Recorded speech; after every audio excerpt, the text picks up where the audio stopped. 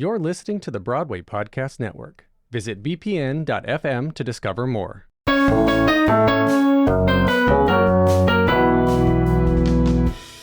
Hello, I'm Jesse McAnally.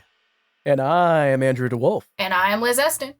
And ho, ho, ho, and welcome to Musicals with Cheese, a podcast where I get Andrew and Liz to like musical theater, but Christmas. You let the Christmas in, Andrew. You open the door and let the Christmas in. Not the Christmas. And joining us every year. Yeah, the sleigh bells are just coming on in. And walking through that door with the Christmas, add a bunch of Foley here. It's our good friend from the YouTube channel, Laura Crone. It's Laura Crone! Hello! Yay! Hello. How did you do in the Christmas wind out there? Oh, it's just, it's so chilly, and, you know, walking in here, it's just like a big Whimsical, blast of, magical. like, yes, a wonderful fireplace warmth just right in the face. Santa, Jesus, everything. But most of all, the World's Fair. Yeah. Yeah. Because when I think Christmas, I think most of the film taking place in other seasons. I'm so excited Laura's here for this. And Laura, I want to add this context. You are the second person in the history of the show to successfully invite themselves onto the show. Hey! It has only happened one other time before, and it was with our first guest ever, Brent Black. And there have been many who have tried, and most times it's just people like, hi, I don't have anything, but I have this to say to tell you how you're wrong. And you were just like, okay, I see your poll. I have a lot to say about Meet Me in St. Louis. And it was like... I did not think that was going to go anywhere, but I was also just like, recently met new people, and the final impression I left on them was going off on an impassioned tirade about this movie. So I was like, I really, I cannot not just throw this out there, you know? It was the sweetest message ever, and now having watched the film, because when I did that, I had not seen the film, I had not seen anything of it. I've heard the songs, I mean, we all have, but right. Now having experienced Meet Me in St. Louis, it's going to be a fun talk. I've got a feeling. But if you haven't picked up what we're talking about, this week we are talking about the movie musical Meet Me in St. Louis. Cue the music.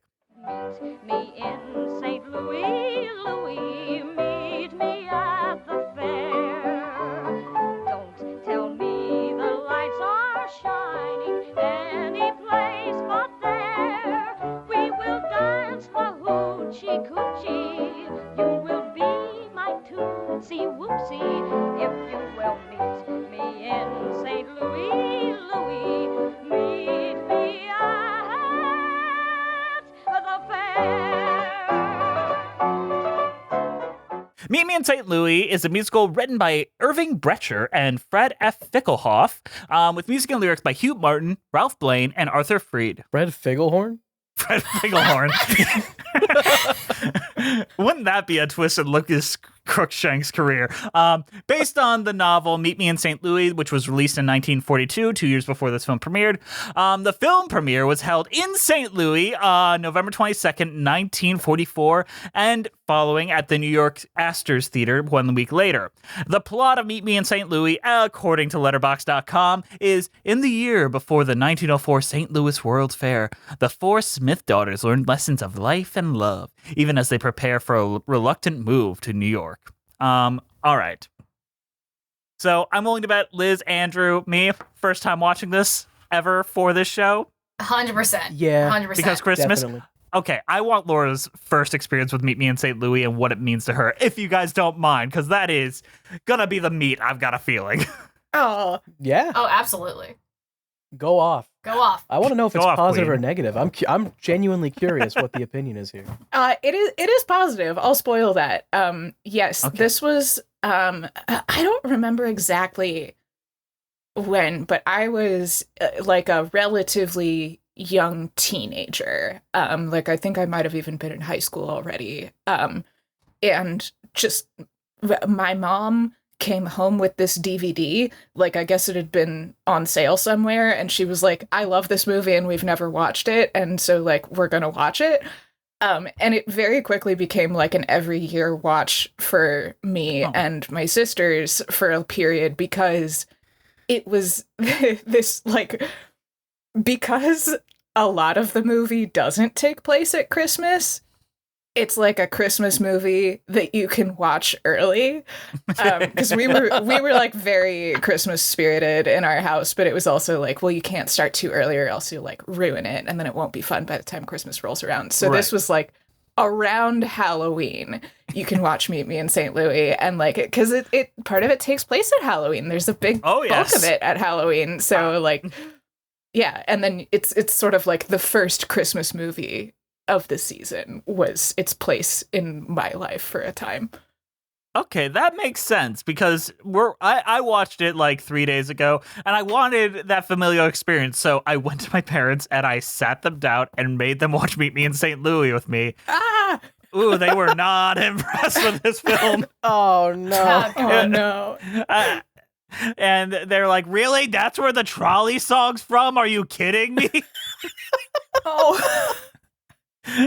There's a lot of songs that you're like, wait, this is where that's from, huh? Or this is like, it's in here anyways. Yeah. Mhm. Right. But me, I liked it a lot. I like want to clarify that. In the same way that I love Judy Garland's A Star Is Born, where I have to contextualize it and be like, that African song they sang, maybe not that cool to be doing, but you know what? In the context, it's fine. I can fast forward it on rewatches. There's so much to love about the very specific things about this and the behind the scenes, of course, with, this is where Judy Garland met like the father of her daughter, Vincent McAnally. And I think Liza is on the record of saying no one shot her mother better than Vincent and no one did it better than in this film. And I have to agree. Per everyone's recollection, I know Judy Garland was going through a lot of personal and physical issues making this, but by all accounts, it was the happiest time of her life in a very not that happy life. So I feel those things in the film. And taking all those things into context and make this a very interesting time capsule of a film. That being said, Laura, I'm amazed that you watch this every year. What do you notice every year, every time you rewatch it? I think so there's just like certain definitely like Judy Garland performances. Like I was watching it, just watched it last night for actually the first time in a little bit. And yeah, just like the trolley performance is just incredible. Like she's just electric. And yeah, I remember watching there was like a featurette that like there was some point in that performance that I guess I don't know if it was the take that made it in where like she said the wrong words. Like she said at some point like thump thump thump when it should have been like buzz buzz buzz or something, and like everyone just looked around at each other and was like, oh, we don't care, like we're using it anyway. Because she is just on fire. Like yeah, and I think that I don't know, that one's just like a real kind of encapsulation of what I do love about this movie so much, which is that it's just like it's a very small story. Like it's a story about, like obviously like it takes place over basically an entire year, so it's not small in that sense, but it's so small in the sense of like the stakes. Like it's about people whose life is pretty good, and like who all like each other, and like nothing really bad happens to them. They don't want to move. Yeah, that's their main conflict. That's it. But well, and like that's the thing is it just really elevates like the drama of these things that are like that feel like the biggest thing in the world when you're living through them. Like being a kid and like impressing the other kids, or like being a teenager and having a crush, or like having to move away from your hometown. And it's just like these things just feel like just the drama of how big those things feel really comes through in just like so much of like, the not just the songs themselves, but like the score is just going to 11 the whole time. And just so many of like these incredible physical gestures that people will do are like just elevated enough, and just like every little beat of like the lamp lighting scene where it's just like you see like every single step of this like in this incredibly mundane thing that they're doing, but like you just notice every inch of like how Judy Garland is feeling in that moment. And I just really love that. Like the emotions are just so dramatic about literally nothing. I agree. And I'm impressed with this movie and baffled by this movie. So we've talked on this show about things like The Wizard of Oz or It's a Wonderful Life, which were horrendous flops upon first release, and would go on to be like cult classics, big historical films. Whereas this was an amazing success when it first came out. Like, was truly hit the zeitgeist and was everything that the post-war kind of world needed. That being said, I don't know if it's aged as well as some of the things that Fallen were off. more flop. L plus ratio. Well, you've said that, Andrew. What did you think of Meet Me in St. Louis? I think it's a really interesting movie. I think it's bad, but I do think you have to be in the right mood to watch it. Because it's kind of like there really is nothing happening, you know? In a certain way, it could just get boring while you're waiting for the next song. But I kind of feel this way about holiday movies in general. They're always so like, what's the word I'm looking for? Where it's just like, you're just there for the vibes, you know? I feel like that's a case for this Polar is- Express and stuff like that, too. Yeah, like Yeah. Polar Express, it's like you're there to just be like, yeah, this is Christmas. You know? It's Like- basically movie equivalent of a desktop background. In a way. It's like one of those fireplace like Oh yeah, fireplace for your things home. you put on your Yeah. TV. It's a little bit above that because there is really like, I don't want to like insult it because there's like impressive musical numbers in here. That like when you get to those, it's like, all right, everyone pay attention, it's time. But then between that, it's like, all right, we're waiting for a phone call. But it's like the most dramatic waiting for a phone call you've ever done.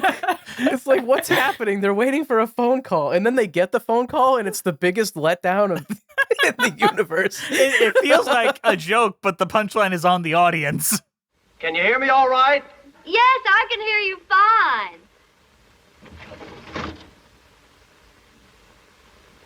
What did you say, Warren? Nothing. I was waiting for you to talk. It's kind of iconic, honestly.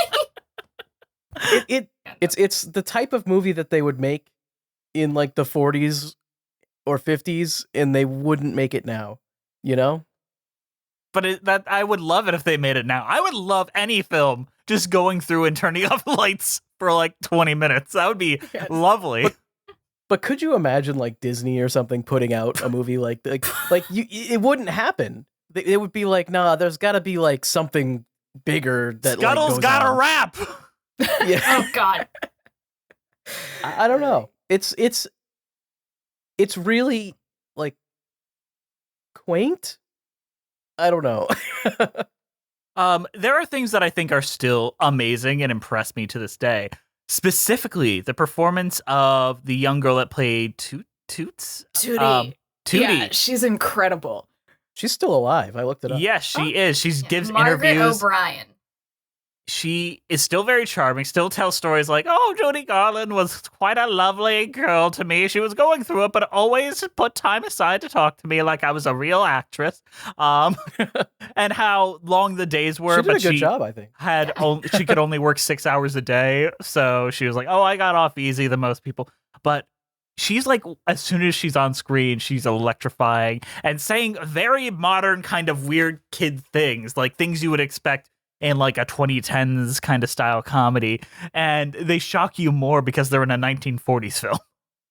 One of my favorite, just like right at the beginning when she's on the ice delivery wagon and she's talking about her doll and she's like, she has 4 fatal diseases, and the driver's like, and it only takes one. Like it is like it really does feel like you could put that joke right into a Marvel movie and it would fit right in.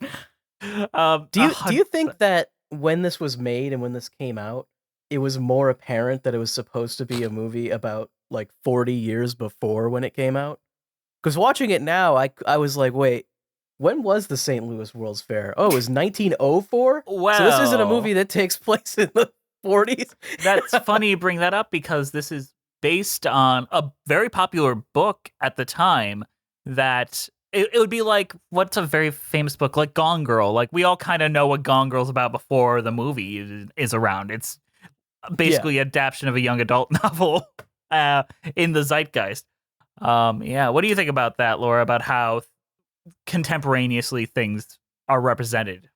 Yeah, I think it's really interesting from that angle. I don't know enough really about like either time period to really kind of like actually identify Same. things, but Yes. like it is so interesting to look at it and know that like you were looking at 1944's conception of 1903.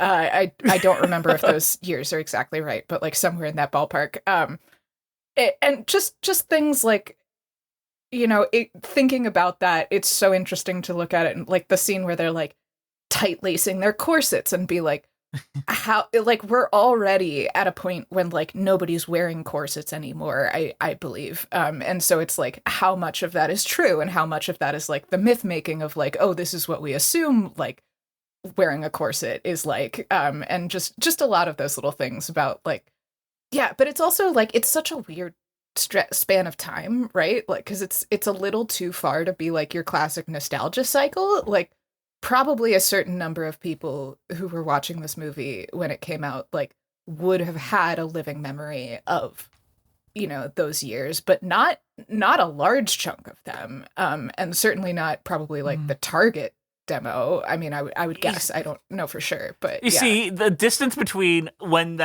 this story takes place in 1904 and it's released is the same difference between 1983 and right now. But 80s nostalgia is actually like 90s nostalgia because we're looking at the stuff from the 80s that people watched in the 90s and we're nostalgic for that. I don't think we're actually nostalgic for the 80s. I don't know. I don't know. It's weird.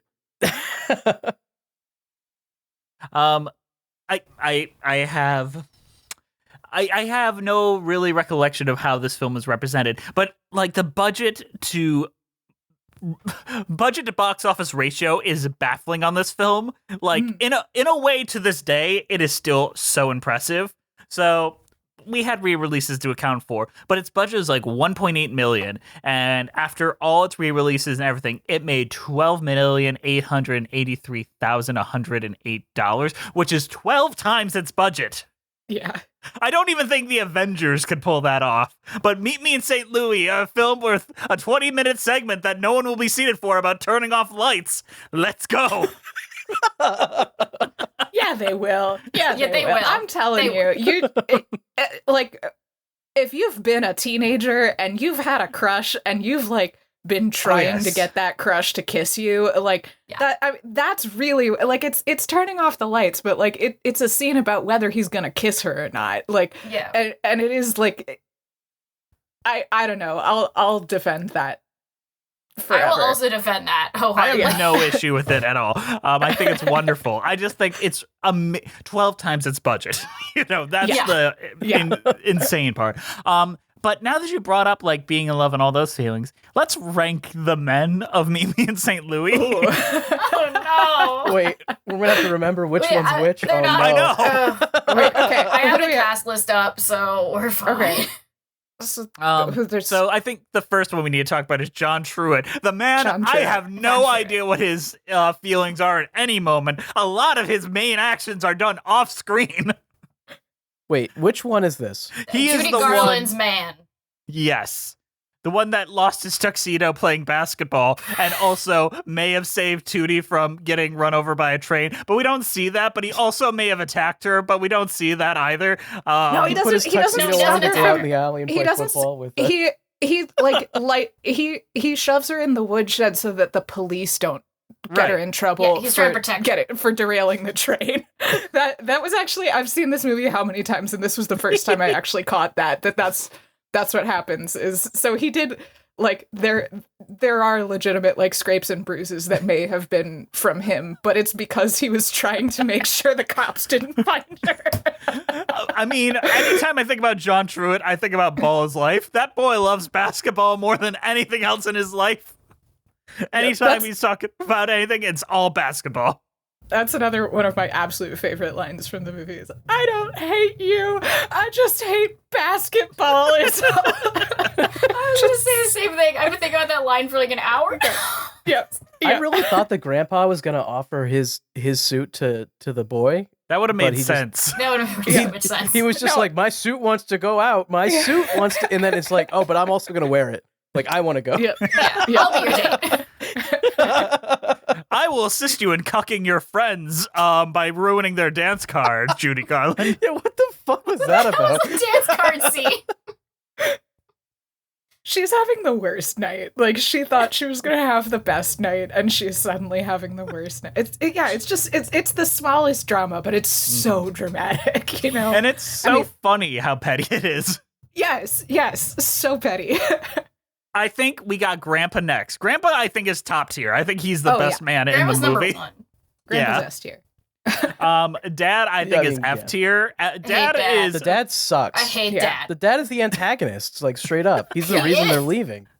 Yeah, like, legitimately, what this movie actually is about is, like, a patriarch having to learn that maybe he should listen to the women, or, like, any of the people whose lives he is entirely responsible It's for. literally Like, not even maybe he just should the women. Everyone doesn't want to leave. Yeah, like, he should take some of their feelings into account a little bit.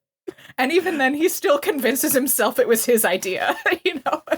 I forget, like, the brother felt like a twist halfway through. I'm like, wait, who is this guy? Goddamn a brother. The brother is, like, mid-tier, like, at most. Like, he is almost not a character. The brother, does he even appear on screen? I don't remember. Yeah, he does. Yeah. And then, I think the other one was Warren Sheffield, the phone call guy. The phone Warren call guy? Phone call guy. Phone call D tier. D tier for phone call guy. No, A tier for build up. The build up, like, it is worth it for that joke.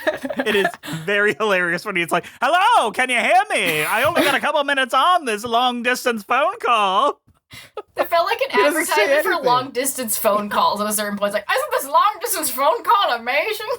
Like, that's the like, watching it from, like, the 40s looking back on 1903 is like, oh, this would have been a new thing, and, like, nobody knew that they would have didn't talked need about to yell on phones the like phone. These long distance It's like phone we're calls. in another room. But truly, the only alpha in that house is Katie the maid. So Yeah. that is the number one. Also, lesbian icon. Hell yeah. That was my first catch of, I mean, not really, obviously, but, like, when you're watching it from this year of our Lord, it is very, like, oh, she's having trouble with her husband. Him being a man. Like, that's... I do want to say there's some really good lines from her. Like, oh God, I'm trying to recall the exact phrasing, but it's something like, hey, he goes out and he works hard for us. Let us pretend he has control over here. Yeah. There's some great individual lines here. It is very vignette-y. Like, don't go in here expecting, like, a proper plot. It isn't that kind of musical. It's more like a bunch of things happen. I feel it's like watching a Richard Linklater film, but in the 40s. You just kind of go for the vibes and enjoy yourselves. And truly, like, considering, I still think every movie that ever got made, even the terrible ones, are a miracle. This one especially seems like a miracle, considering that Judy Garland was, I believe, sick for 13 days, which caused a lot of issues in filming because she's basically in every scene. So they had to expand their budget, expand their shooting time, and all of that because of basically the addiction she was dealing with and having to adjust around that, which is so depressing, especially because of how wonderful she is in the final film. But I can't help but notice how thin her arms are and like the deeply unpleasant kind of dark side behind the scenes too, which also struggles with the Wizard of Oz and things like that, especially A Star is Born. Hate to bring the vibe down a bit, but those are the things about early Hollywood that makes it hard to romanticize. Yeah. But you know what? Fuck being a downer. How about we compare our opinions to those of the real critics over on Letterboxd.com? It's time for Previews! Letterboxd game. Laura, do you remember how this game goes? Yes, I think I do. I think I'm not going to have to sit there for a silent 2 minutes this time. What? Did that happen last time? Yes, yeah. I completely forgot that it was my turn to answer a question, and I just sat there. Well, pretty sure it all got edited out, but yeah. Yeah, probably got edited, so you're fine. I remember it, though. In case this is your first time listening to Musicals with Cheese, here's how the game goes. Liz and I are reading real Letterboxd reviews that exist on Letterboxd.com, and they are either a 1-star or a 5-star review, and both Andrew and Laura will have to guess whether they're 1-star or 5-star based on the review alone. Laura, do you want to go first? Sure. I'm going to be on Laura's team. You always get the guess, Liz. I want to be on Laura's team. How dare you? I know. Give me the easy ones. I'll be on We'll win. Andrew's team. Andrew's nice sometimes. Come on. No, I'm on Andrew's team a lot. Okay. Laura, are you ready? All right. I'm ready. I was meant to be a woman singing alongside a piano. Oh, that's gotta be 5 stars. That is correct. Yeah. Dang, I was supposed to get the easy ones. Come on, how am I supposed to cheat? I gotta get back into it, you know. Are you ready, Andrew? I'm ready. John has so much Riz. Does he though?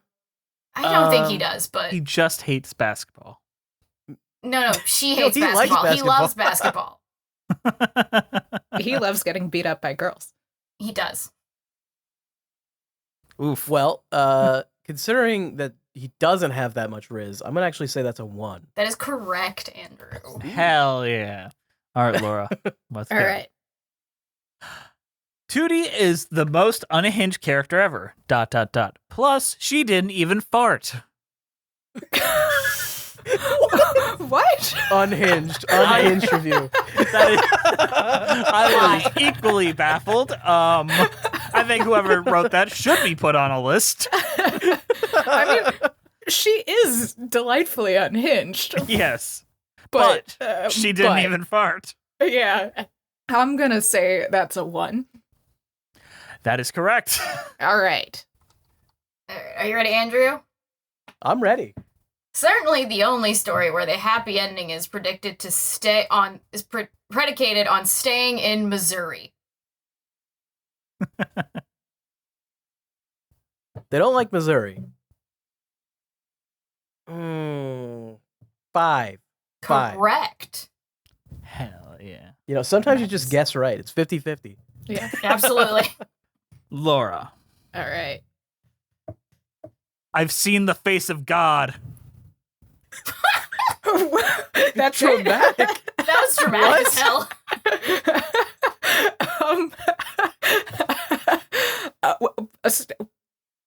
Let me remember how to talk after that. Gee, I mean, I want that to be a 5, but I think it's a 1. I forgot what I'm doing. I am pretty sure that is a 5. I'm sorry, Laura. Ah, dang it. should They have gone with saw my the heart. face of God. I Yeah. saw the face of God and I could not Yeah. answer it. It was John. It was basketball. All right, Andrew, you ready? Yeah. Someone get Tootie in therapy. Stat. Yeah, I mean that snowman trashing scene, like that is Yeah, that was concerning.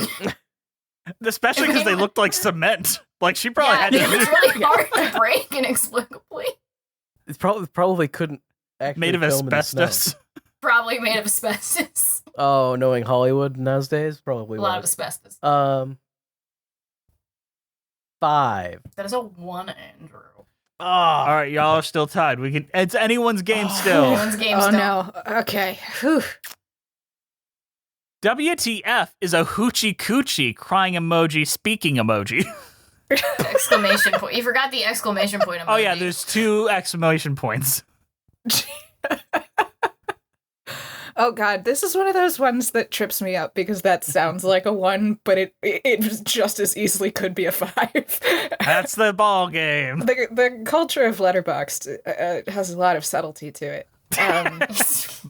I like calling it a Honestly, culture. I want an she's anthropologist. She's so It's right. like a culture of bacteria. Not wrong. Okay, I did not go with my gut last time, so I'm gonna go with my gut this time and say that's a 1. That is correct. Your gut All right. tells you good things. Back in the game. Listen, Usually I do say go with your gut with this. it's usually her best. It does tend to be the better bet. Yeah. If you overthink it, you end up like Patrick H. Willems, who I'm pretty sure had an aneurysm when he was on this show doing that. He was so upset. And I think it's a 1, but that means it's probably a 5, which means it's a 1. His face, I've never seen someone's face get red on doing this, but my God. Competitive spirit. Okay. Yeah. Yeah, 100%. I'm like, Yeah. whoa, I almost had to call like, yo, no one wins anything here. There's no prize. No practice. All right, All right. Liz. All right. Ready, Andrew? I'm ready. I don't hate you. I just hate basketball. Brilliant reading. Bravo. Thank you. 5 stars. Correct. Oh, we're still tied. We're still I tied. think there's only one question left. No, there's 2 Which left. Oh, there's 2? Okay. There's 2. Oh, you're right. All You're right. right. All right. Laura.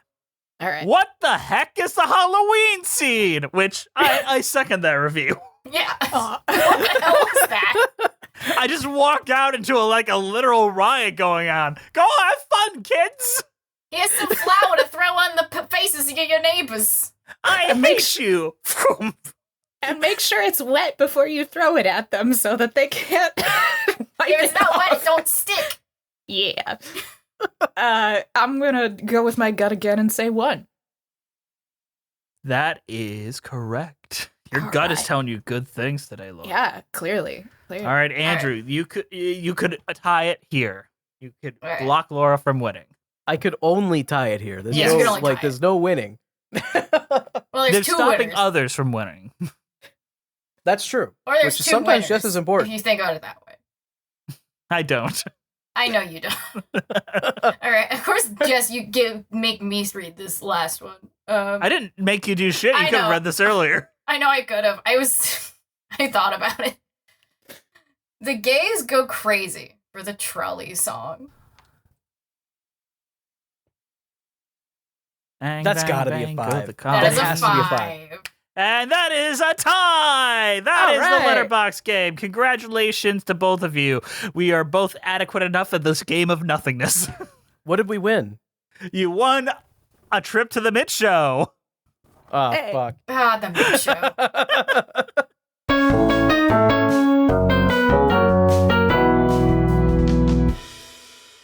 Hey guys, sorry to interrupt you in the middle of the show, but we've got a show to you. Today's show is brought to you by extremely kind donations by our donors over at Patreon. Over at Patreon, you get tons of cool stuff. Me and Liz just did a tier list of all the best teen comedies, which is pretty neat. Andrew and Yeah. I are going to be doing more Glee commentaries, which will be interesting. Maybe we'll grab some guests in. I want people that have never seen... Laura, have you seen Glee before? I have. Not the whole thing, though. Cool. Come on, we'll do a commentary with you. We'll show you any horrible episode of Glee and just get your live reaction. It'll be a good Sounds time. good. Yeah, All right. let's do I've it. seen all of it. My experience is done. I just need people that haven't I want to do shooting star episode for you Gleeks out there. That'll be a good one. I won't say anything No more than Gleek that. wants to talk about shooting star, Jess. You've never spoken to one. I do. Laura, you'll love it. Andrew, you'll love it. But if you join us on Patreon, you will see things like that, and you will see Laura's lovely face right now. And oh my God, they are doing the ceiling dangly thing. They're spinning all around on the ceiling. I know they do this in real life too, but oh my gosh, they're doing it on Yeah. here, and That you'll looks never be able to dangerous. Yeah, prove it's me very wrong dangerous. Yeah. until you join our Patreon. and see it for yourself.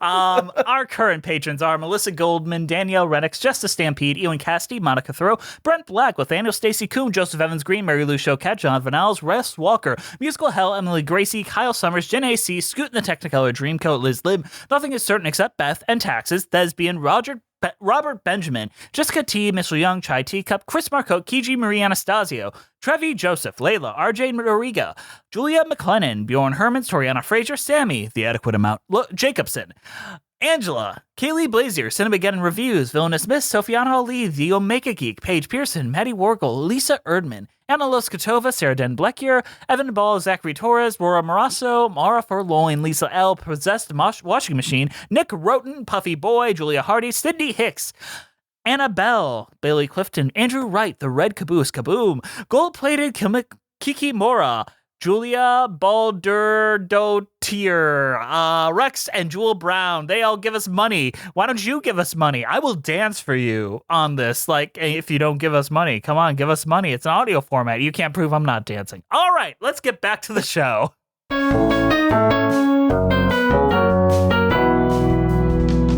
There's so many, there's no way to just not go down the list and talk about all of them. But the earwormiest earworm of them all has to be the title song, Meet Me in St. Louis. Louis.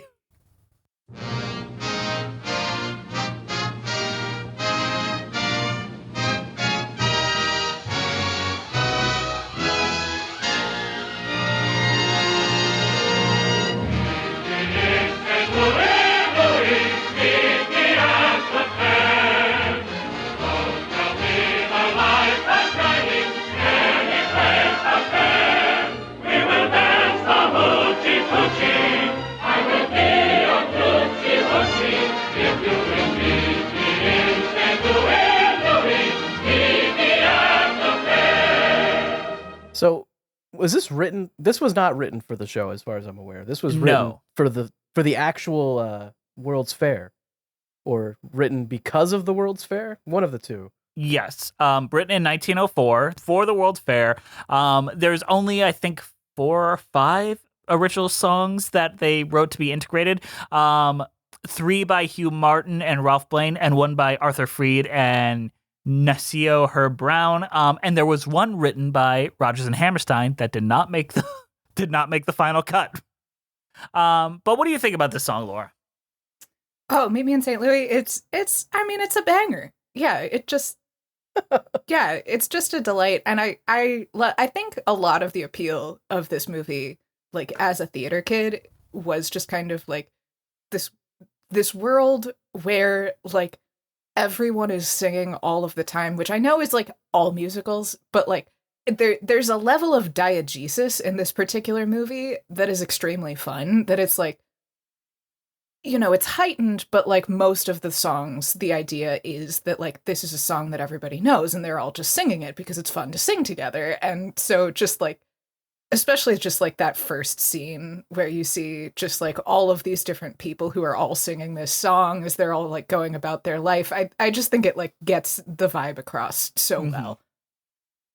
And it basically sets it up like, we're going to have original songs, but we're also a jukebox musical, which is one of many things this has in common with Moulin Rouge, a film I think of very similar tone and vibe. The moment I saw him smile, I knew he was just my style. My only regret is we've never met, though I dream of him all the while. But he doesn't know I exist, no matter how I may persist. So it's clear to see there's no hope for me, though I live at 5135 Kensington Avenue and he lives at 5133. Over the Banister, which is our I Want song, sung by Judy Garland, and I love it. I think the song really kind of evokes that childhood kind of yearning for something so close, but also very far away. And also she plays it so well. Are we talking about Over the Banister or The Boy Next Door? The Boy Next Door. I don't know why I Okay. said it Over the Banister. I'm so Yeah, sorry. I was gonna say, isn't Boy Next Door the one I want? No, Over the Banister is the one where they're singing Over the Banister while shutting off lights. I am so sorry. I was literally looking at it, and it is just completely incorrect. Yes, The Boy Next Door is the one I was referring Andrew really to. emphasized that he was incorrect. I'm kidding. Yeah. Play awooga sounds and booing and like real the jackass noise, all of those noises. Okay, I'll play all of those in that order. Yes, play all of them. The Boy Next Door, the song where she doxes herself and the boy. That's true. What do you think of that song, Laura? I have to be honest, this is not my favorite. Okay. I think it's the right thing for the moment, but it is just like, of the songs in the movie, it is the one that is least interesting to me. And it's not because it doesn't work, and it's not because Judy Garland isn't like absolutely flexing it. It's just like, for me personally, it just doesn't do what like some of the spoken scenes do in terms of like the way I want to see those emotions played personally. I get that, but I also just felt so entranced by it. And maybe it was because that's there fair. was so much without music for quite a bit of this movie where I'm like, okay, a song, thank goodness. Yes, please give it to me. And a lot of the songs in this are diegetic and returning to, once again, folk music, Skip to My Lou, and I Was Drunk Last Night, which is a very funny number where little Tootie is singing about being drunk. Now, I'm not even 100% sure if the character knows what that means, even. I don't think so. I'm guessing no. I think she You just just heard likes the the song fact before. that people are gasping at her singing this, which I think is the biggest part of it, you know? Yep. But we should probably talk about Under the Bamboo Tree. If you like me like I like you, and we like both the same, I like to say this very day, I like to change your name, 'cause I love you and love you too, and if you love me, one live is two live is one, under the bamboo tree. I have seen no proof that this is, a minstrel song. It is definitely a song of the ragtime from those days. There is a lot of kind of phonetic speak that feels gross to me. But maybe it's just me getting the context of what's being said. It's not great. However, in the context of the story, these rich white people probably were racist. So is it representing the Probably. culture of the They were time racist. accurately? Yeah. They were Like- definitely, yes. Yeah. Like, so it's one of the few times where like the racism kind of adds to the wealth and privilege of these characters that we're watching. And Yeah. their kind of ignorance. However, I'd be lying if I didn't say I felt uncomfortable watching it. Yeah, this is the land of contrasts for me. Yes. Because like the song it has not aged well. And that's one of those things that I'm actually I would be curious to what extent that was almost like even the 40s being like, we need them to be even more racist. Like, I doubt it, but there's part of me that's like, I wonder if there was some sort of awareness there. I doubt it. I think that's probably me trying to put like 2020's sensibility on it, but that's a thing that I think about. But like the context of the song in terms of like what it's doing in the movie is one of the sweetest moments to me. Like I love that so much, and it like makes me so nostalgic. Like I because this is for folks who haven't seen it, it's Esther, Judy Garland, and Tootie singing this song and dancing for the people who are at the older sister's fancy party. And Tootie has come downstairs and been like, I want to sing a song. And Rose is playing the piano for them, and it's just like, I have a sister who's younger than me, and like we absolutely would make people watch us sing and dance, like the stuff that we had like learned at theater camp together, like if anyone was over at the house. So it's just like, it's just very sweet interaction between these two actresses, and they're just, and Tootie is just the best, and so, but like at the same time, they are singing this really unfortunate and very racist song, and it's just kind of like, you just have to kind of sit with all of that at the same time, and none of it cancels out the rest of it. It just kind of is complicated, and Yeah. But I feel like a lot of young people without an awareness of cultures outside their own accidentally do sing racist songs in their youth, like especially in the Absolutely. South. Like even looking at some And of in the the things 1940s, yeah. they did it on purpose. Well, today they still do it on purpose. Yeah, I was about to say. Yeah. But they did it more in the 40s. Yeah, no, definitely. But we have to talk about the trolley song. The second most iconic song in this movie. Truly peak cinema. I love the trolley I song. love the trolley song.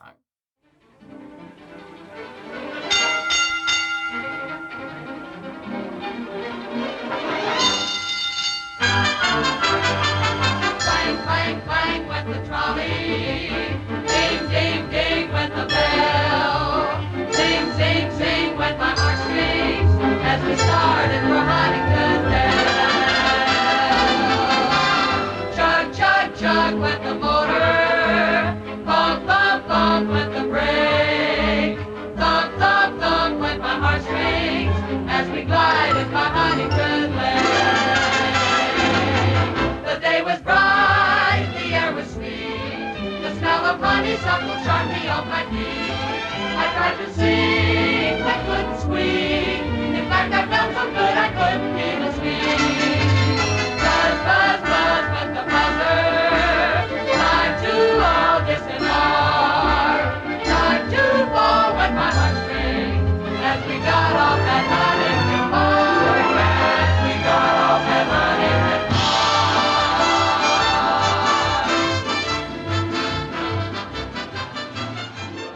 Yeah, I feel like it's hard to talk anything bad about the trolley song, aside from the fact that it just kind of starts. You're just kind of leave that scene where she gets left at the banister and turning off lights all by herself to like, we're at the trolleys now. Yeah. I'm down for it. I'm hype. let's just move on. We don't need to dwell on that shit. It's trolley time. It's on your crush. You just keep going. You go on to the trolley. she says like, are you gonna come to the fairgrounds with us on Friday? So it is like, it's been like planted as that's probably the next important thing that's gonna happen. And she doesn't start singing till her man shows up, like trying to get on the trolley, running after it. Does he ever get on the trolley, or does he just chase it down like Spider-Man in the beginning? He does get on the trolley. Yeah. Okay. He's on at the end of the scene. Yeah, he's there. Okay. And Judy Garland has to just very sweetly like play it cool and be like, no, I was not just singing a whole song about how excited I was that you got on this trolley, and everyone else on this trolley doesn't know exactly how excited I am that you made it. It's so cute. She nails the song so much, and like the old-timey effects of the trolley moving and the rear projection, it's just charm galore. Start to end. And it's one of the few songs that actually puts you in a different place, tells the story with characters instead of just kind of, let's sing a song in this moment because it's fun. It kind of made me realize that I took the trolley song for granted. I didn't know where it came from. Yeah. I just kind of knew it, and I never thought about it. Like, where did this song come from? Yeah. I am a little embarrassed the first place I heard this song. What? In my Where youth. was it? I mean, I first heard it on Glee. With my high starched collar and my high top shoes and my hair piled high upon my head, I went to lose a jolly hour on the trolley and lost my heart instead. I had not heard it any other place. The first time I heard the trolley song was watching Jane Lynch and Carol Burnett try to sing it. And I was like, this song kind of sucks. And then I heard this version. I was like, oh, this song's good. Never mind. It was just the Glee version. I had no idea they did that on Glee. They did. It was season 5 or 6. It was very late in the run when they were out of songs. Oh, jeez. So they did the trolley song. They liked ruining as much as they could. They really did. Liz, I think I might have you beat for cringe discoveries of the trolley song. Watching Carol Burnett singing on Fox is not peak cringe. I don't know if you remember a show called The Life and Times of Juniper Lee. No. It was an animated Cartoon Network show about basically it was like Kim Possible, but with like a little bit of an Asian culture flair. And they are doing a production of Meet Me in St. Louis, so they sing the trolley song like 50 times in it. Oh no.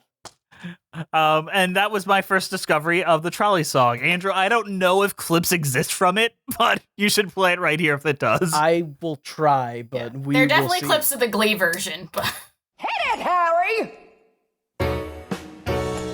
Clang, clang, clang with the trolley. A ding, ding, ding went the bell. Zing, zing, zing went my heartstrings. From the moment I saw him, Well, I guess that leads us to the biggest song of the entire film, what we're all waiting for, the 11 o'clock number, the reason why we're talking about this around the Christmas season. Have Yourself a Merry Little Christmas. The originator, the beautiful song. The best version, without even comparison, because it's the only one that doesn't change the fucking lyrics. Have yourself a merry little Christmas. Make the Yuletide gay. Next year all our troubles will be miles away.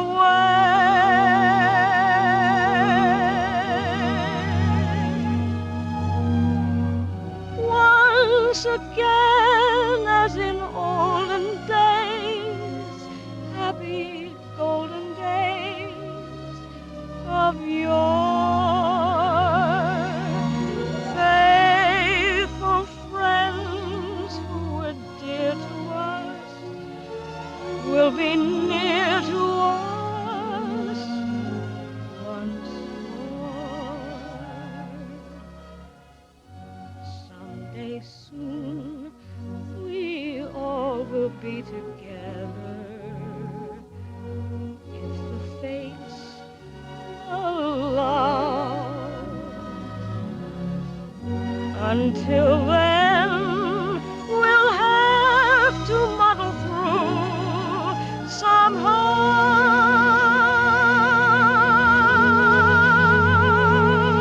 So have yourself a merry little Christmas.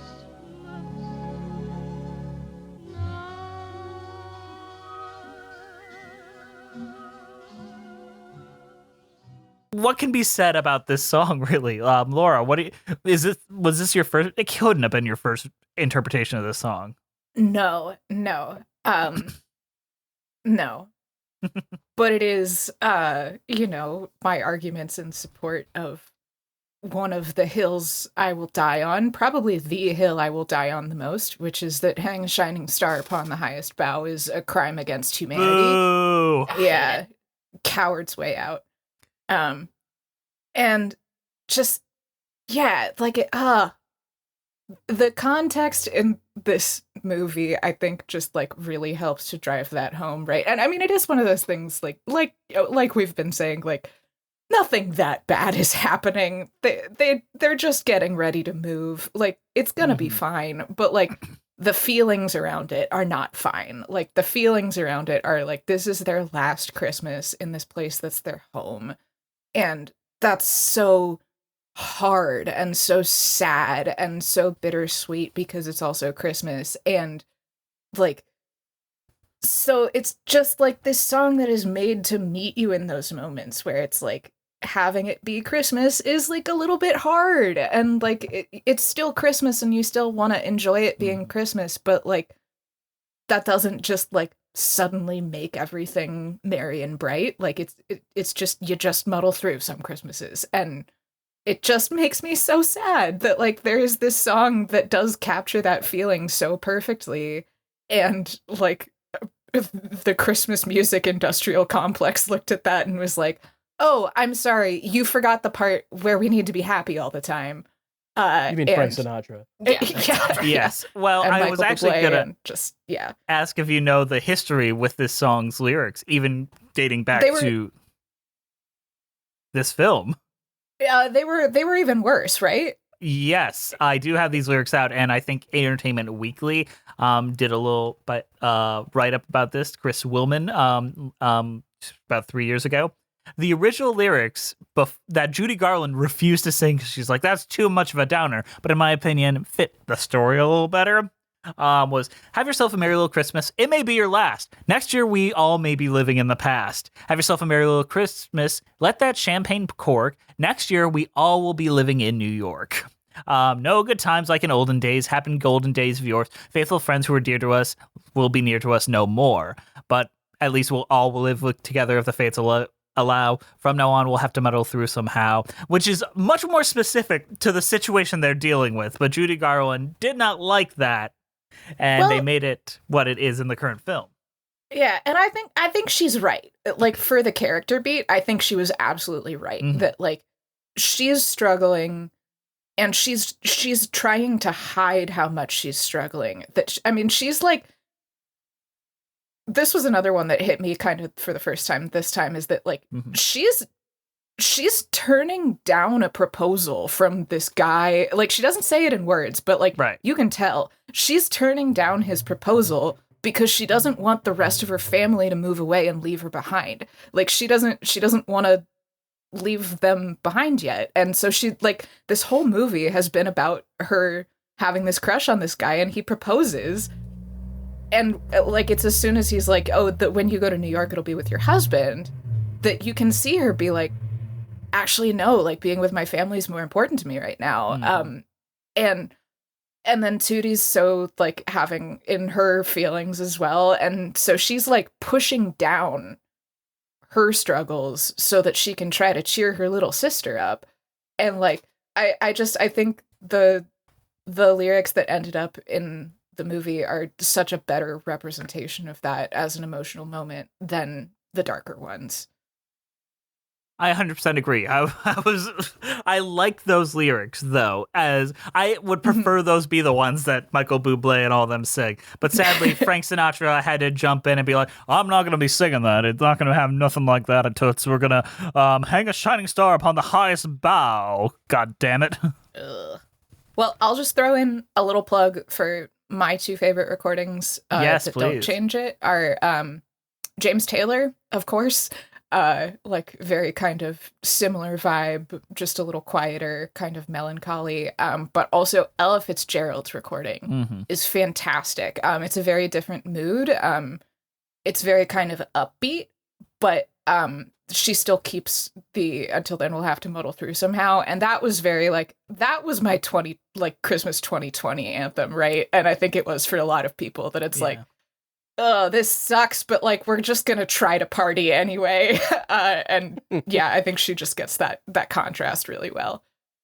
Someday soon we all will be together if the fates allow. Until then we'll have to muddle through somehow. So have yourself a merry little Christmas now. Yeah, I mean, Andrew, Liz, do you have anything to add? I didn't even know there was darker lyrics to the song, but I like them better already. Every Christmas song is about how Christmas is great and fun, so let's have some that aren't. Yeah. No, my job, my real life job recently started playing the Christmas music all day, and I heard like 4 different versions of this song within like a 6-hour period, and it's like, that's the only thing I really like. This is much better than all of them combined. So it is a good song. a good way to end the movie, a good way to lead into a bunch of snowman murder. The snowman murder really Murder makes scene is it. amazing.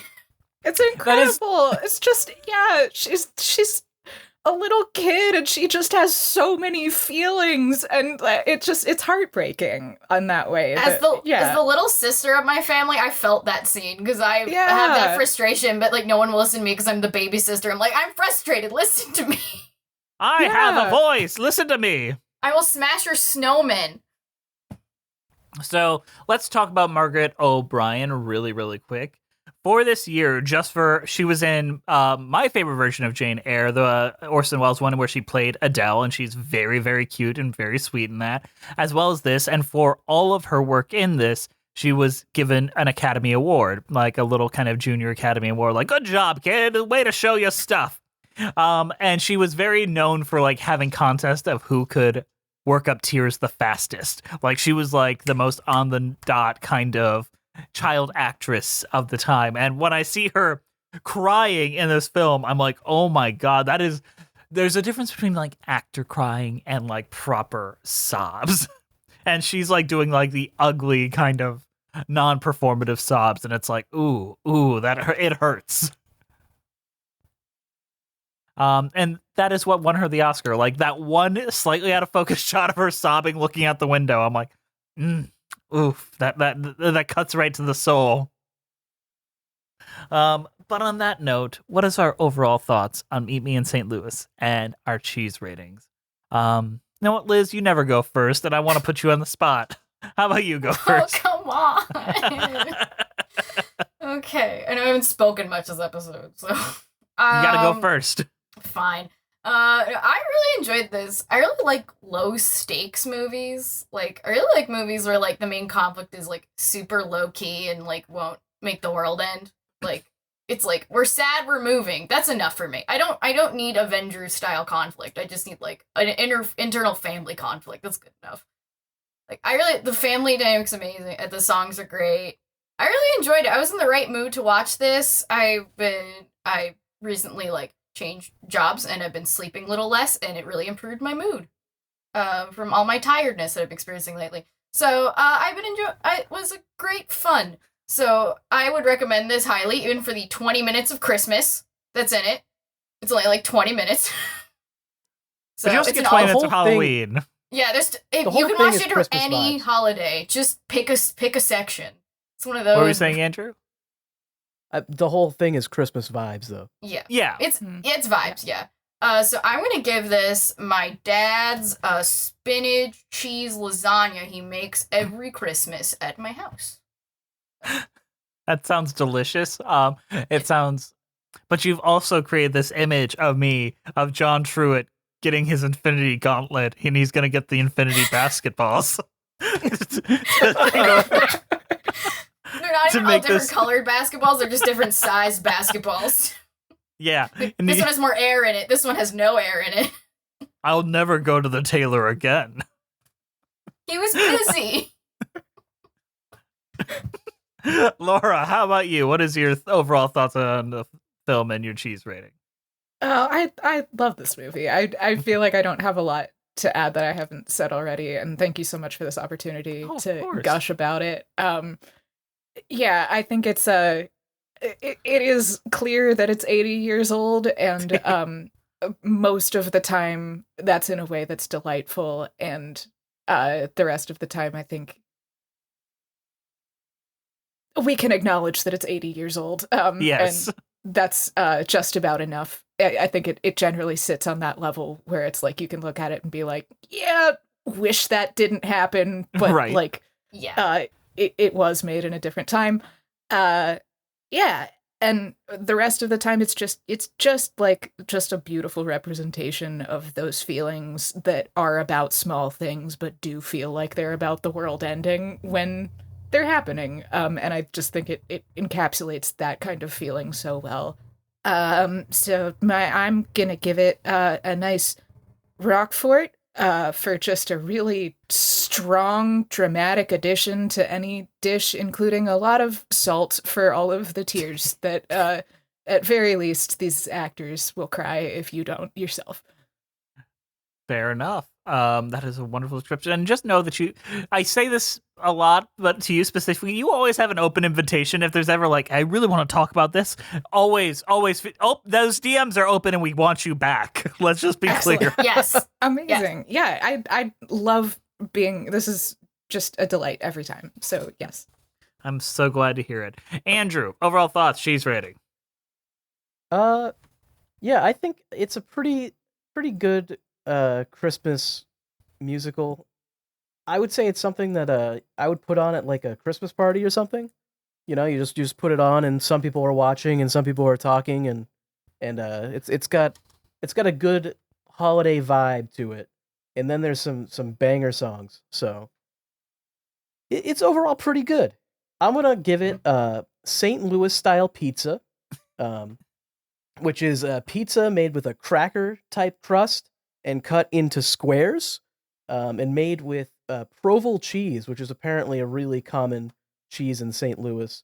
I feel like it's a good pick for this because this whole entire movie is cut up into little slices. So, Yeah, apparently I love it's that a combination of cheddar Swiss and provolone cheese. Apparently, it's really popular in St. Louis.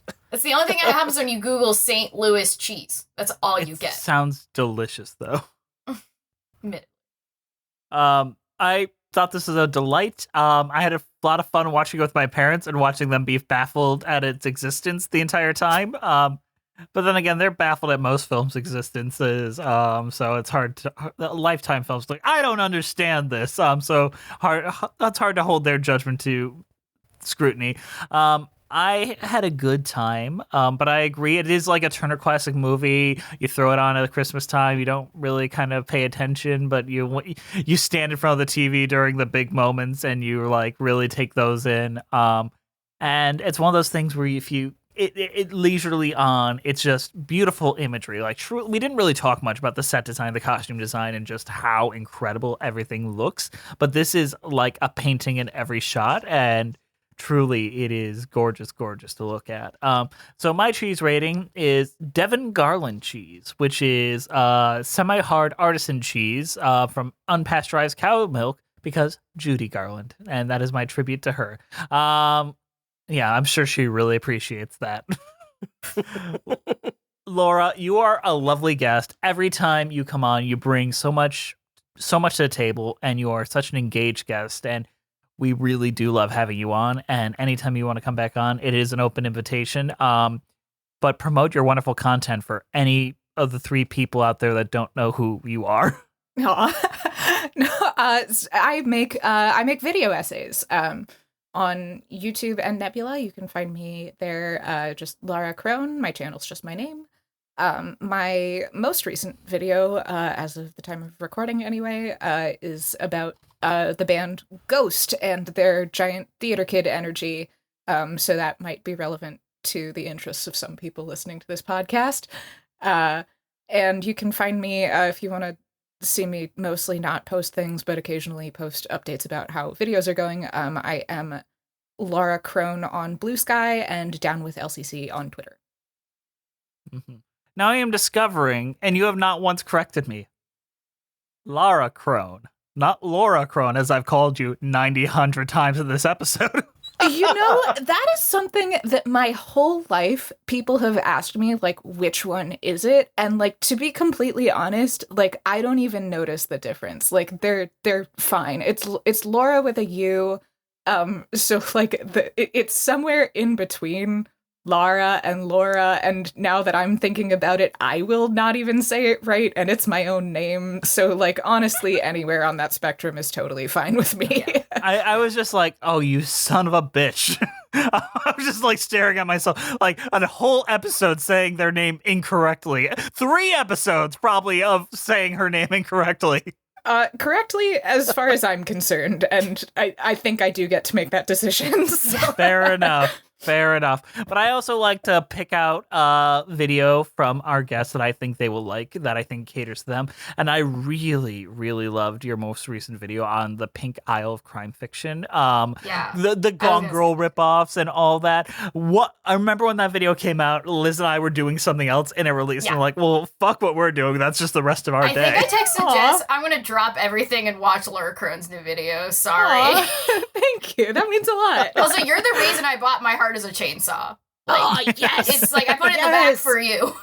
Yes. That is like nothing means more to me than the number of people who have told me that their response to that video was to read that book. And that just means so much. So I'm so glad. I hope you like it. I haven't read it yet, but I will. Once the holidays hit and I have more free time, definitely get on it. Amazing. You know who definitely should watch Laura Crone's videos? Our wonderful patrons. Thank you guys for watching. We're over on iTunes, Spotify, Stitcher, Musicals with Cheese, on Twitter at Cheesy Musicals. We're on Patreon, Musicals with Cheese, Instagram, Musicals with Cheese, YouTube page, Musicals with Cheese, Patreon only podcast, Patreon with Cheese. Email us at musicaltheaterlist@gmail.com to tell us how wrong we are and how we stupidly guffaw at shit. Our keeper of the cheese is Juliet Antonio. Juliet writes ASMR, so every time we have a guest, we ask them to do a little ASMR into the microphone, if you wouldn't mind, Laura. Oh, sure. You can say literally anything into the mic you want. Sorry, I'm right above a garage door that was just closing, so I was just letting him finish.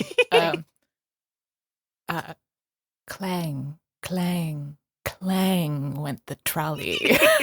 That was not even ASMR. That was like I don't even know what that was, but it happened. That was 10 out of 10. I can't take it back. That was wonderful. This show is edited by Andrew DeWolf, and he's doing a great job. Thank you to the Broadway Podcast Network for having us on the platform and for not kicking us off for clanging the trolley. All right, anything else we have to say before we wrap this on up? Some new videos on the Musicals with Cheese YouTube channel soon, hopefully. Fingers crossed. Look out for that. Hopefully. Look out for that. Liz does a wonderful job there, and truly one of the best of us. All right, we'll see you next time on Musicals with Cheese.